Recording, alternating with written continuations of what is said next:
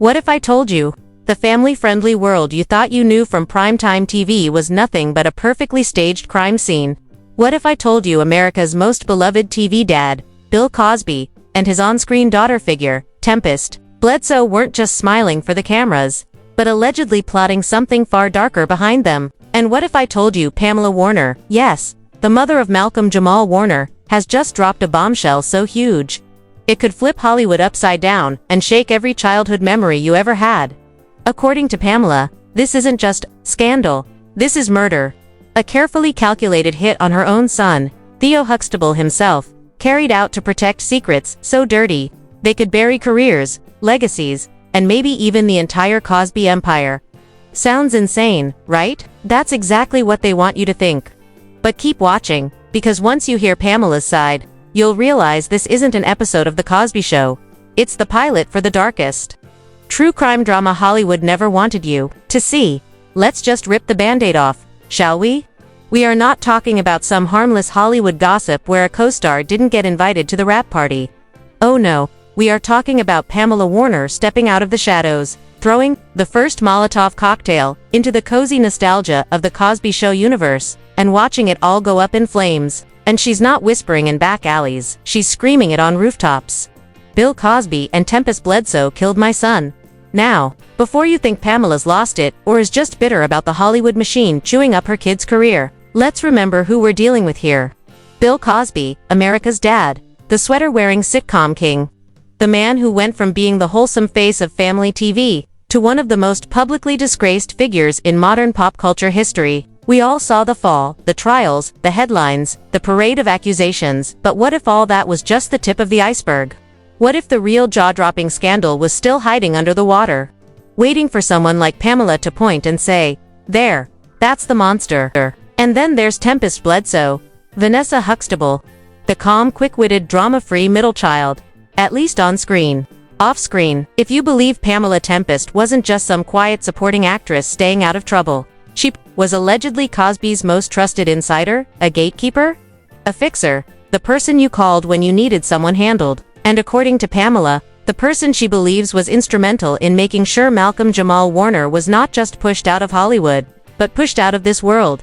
Here's where it gets extra spicy. Pamela claims this wasn't a sudden act of rage or some tragic accident. No, this was a plan. A slow, deliberate, years-long strategy to isolate Malcolm, destroy his career, and ultimately, silence him permanently. And the motive? Oh, buckle up, because according to Pamela, Malcolm knew things. Things about the Cosby Show set, about what went down when the cameras stopped rolling, about who was really pulling strings in the background, information that, if leaked, could have burned the entire Cosby empire to the ground, years before his public fall from grace. Pamela says the shift started right after the Cosby Show wrapped. 1 minute, Malcolm was Hollywood's golden boy, the kid who grew up on screen, smart, talented, universally loved. The next minute, phone calls stopped. Scripts stopped. Big-name producers who used to gush over him suddenly acted like they didn't know his name. She calls it the blackout. A coordinated industry cold shoulder, so calculated it would make a mob boss blush. And at the center of that cold shoulder, Bill and Tempestt. She alleges they used their influence to quietly sabotage every deal. Malcolm tried to make casting directors mysteriously lost his audition tapes. Meetings were canceled last minute without explanation. Friends in the industry stopped returning his calls. Pamela describes it as death by 1,000 paper cuts, except in this case, every cut was a career opportunity sliced away, piece by piece, until there was nothing left. And then the accident started. Oh yes, because in Hollywood scandals, there's always a point where bad luck starts to look a little too organized. A near-miss car crash here. A freak electrical fire in his apartment there. Pamela claims these weren't accidents at all, they were warnings. And Malcolm knew it. She says he told her more than once, "Mom, if anything happens to me, it wasn't an accident." Now, here's where the tea goes from hot to volcanic. Pamela alleges that during this period, Tempestt was suddenly living a lifestyle way beyond what her low public profile and limited acting gigs could explain. Private jets, exotic vacations, jewelry that cost more than a starter home. And guess who was allegedly footing the bill? That's right, Uncle Bill himself. Pamela claims she's got financial documents, leaked by a sympathetic insider, showing payments flowing from Cosby's old foundations into shell companies, and then right into Tempestt's accounts. Payments that mysteriously line up with the dates of some of Malcolm's worst accidents. And it's not just about the money. Pamela says she's collected testimony from former crew members who paint a much darker picture of the Cosby Show's behind-the-scenes culture. We're talking about intimidation, threats, and an unspoken rule. You don't cross Bill. And you definitely don't talk to outsiders about what goes on. And if you do, well, let's just say you might find yourself out of a job. Or worse. By now, the internet sleuths are already foaming at the mouth. Reddit threads with thousands of comments. TikToks breaking down old Cosby Show blooper reels, frame by frame, looking for hidden tension between Malcolm and Tempestt. Twitter hashtags popping up overnight. Hashtag Justice for Malcolm. Hashtag Cosby Cover-Up. Hashtag TEMPESTT Truth. The public, once divided between Cosby defenders and critics, is now spiraling down a whole new rabbit hole. One where the beloved TV family wasn't a family at all, but a criminal enterprise hiding in plain sight. And Pamela, she's not just riding the wave, she's driving it. She's been making the rounds on talk shows, dropping cryptic hints about evidence that will blow this wide open, and promising that she's only just getting started. She says the truth is bigger than anyone realizes. That there are other names involved, other players in this game, and that her son's death was just one move in a much larger, much darker strategy. Which brings us to the million question. If Pamela's telling the truth, then how deep does this go? How far would two sitcom co-stars be willing to go to protect their empire? And more importantly, who else knew about it? Because according to Pamela, she's not the only one who's been keeping receipts. And the next leak. Oh, it might just break the internet now. Let's talk about the night that should have been just another quiet evening in Malcolm Warner's life, but instead turned into the most suspicious accident since the Titanic decided to give the iceberg a little hug. According to the official story, and you know I'm using air quotes so hard right now, Malcolm was driving home from a late-night meeting when his car mysteriously veered off the road, flipped twice, and landed in a ditch. No witnesses. No security footage. No dashcam. And somehow, the black box data from his car, completely erased. Wow. Technology just loves wiping itself clean at the exact moment it could actually help. And here's where it gets messier than a Love and Hip Hop reunion after-party. One of my anonymous sources, let's call him Mr. Coffee, because that man stays up all night spilling hot tea, claims that just hours before the crash, Malcolm had a heated phone call with none other than Tempestt Bledsoe. Yes, Vanessa from The Cosby Show herself. Why? Because Malcolm was allegedly threatening to go public with some career-ending secrets. Now, if you think that's bad, buckle up, because Mr. Coffee swears he heard Malcolm shouting something like, "I'm not going down for your mess, and you can tell Bill I said that." Tell me again how this was just a tragic accident. But wait, it gets even juicier. 2 weeks before Malcolm's death, Pamela claims she found a strange envelope in his apartment, no return address. Just a note inside that read, "Stay quiet or else."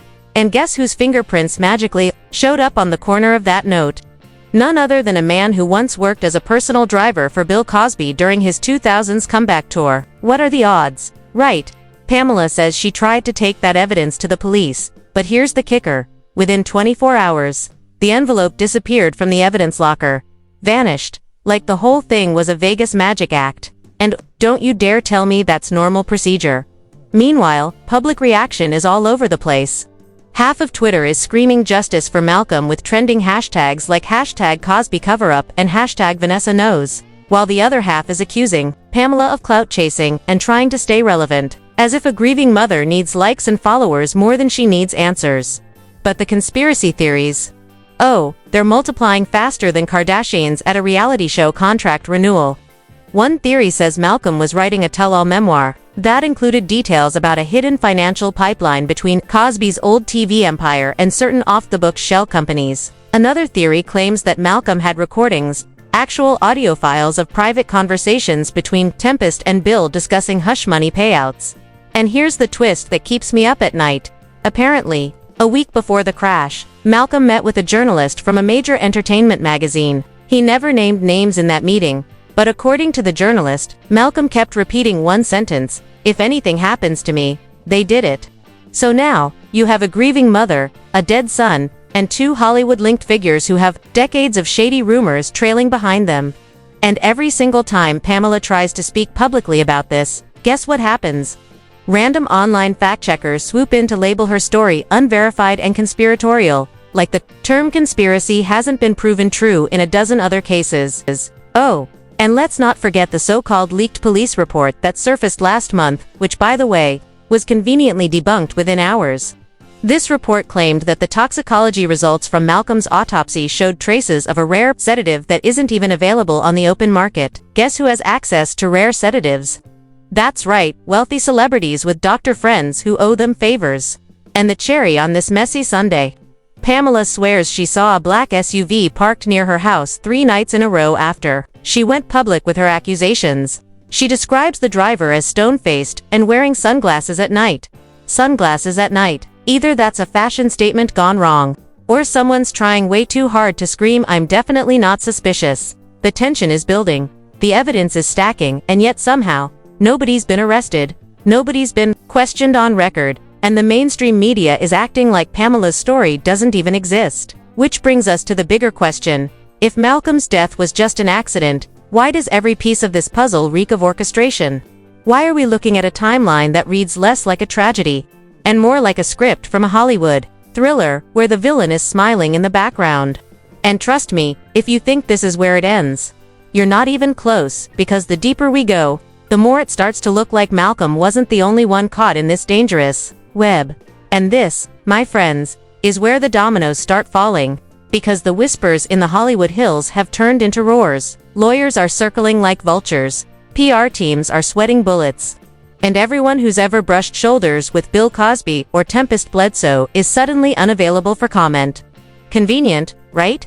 Now, the talk on the street, and I'm not talking TMZ street, I mean actual whispered, gossip, behind closed doors street, is that Pamela Warner's allegations have caught the attention of a very particular type of investigator, the kind who doesn't wear badges, at least not ones you can see. Think shadowy figures with manila folders, late-night meetings in hotel parking garages, and the kind of off-the-record conversations that make billionaires break out in hives. One anonymous source, who claims to have been in the room where the deals were made, says a private task force is already digging into a possible multi-layered cover-up involving hush money payments, falsified medical records, and a suspiciously timed charity donation to a hospital in Pennsylvania. A hospital, mind you, that allegedly played a pivotal role in keeping certain toxicology reports from ever seeing daylight. But here's the kicker, and this is where the rabbit hole gets so deep you'll need a flashlight. That same source swears there are offshore accounts in the Cayman Islands tied directly to both Cosby and Tempestt, with consulting fees labeled under a company name so bland it almost disappears into the paperwork. C&B Wellness Enterprises, cute acronym, right? C&B, Cosby and Bledsoe. Pamela Warner, meanwhile, is doubling down. She's gone full scorched earth mode. She's sitting for interviews, posting cryptic messages on her socials, and even hinting she might have video evidence. Not just phone calls, not just letters, but video. Something recorded just weeks before Malcolm's death. Something she claims will prove that this wasn't an accident. This was a message. And if you're wondering what kind of message she means, well, according to Pamela, Malcolm had been working on a memoir, a tell-all that would have lifted the velvet curtain on Hollywood's dirtiest secrets, drugs, exploitation, abuse, and a whole chapter allegedly devoted to what he called the Cosby Club, a tight-knit group that kept power by any means necessary. Now, the public. Oh, they're eating this up like a scandal buffet. Twitter is a battlefield. Hashtags like hashtag Justice for Malcolm, hashtag Cosbygate, and my personal favorite, hashtag TEMPESTTTR, trending. YouTube is flooded with conspiracy breakdowns, side-by-side comparisons of old Cosby Show bloopers with hidden clues, and amateur sleuths mapping out timelines like it's the Zodiac case. But let's not pretend the media machine isn't at play here. Certain talk shows suddenly can't fit Pamela into their schedule. Certain journalists can't verify her claims, and certain late-night hosts are making awkward jokes that fall flat because deep down, they know this isn't just tabloid trash. This is a potential career ender for some very connected people. And let's talk legal for a second, because if even half of Pamela's claims can be backed up, we're looking at wrongful death suits, obstruction of justice charges, and maybe even federal conspiracy counts. If the money trail is as messy as those leaked bank transfers suggest, the IRS could swoop in like an eagle on a field mouse. And trust me, when the IRS gets involved, it's never just about the taxes. The real question now is, will Pamela survive this?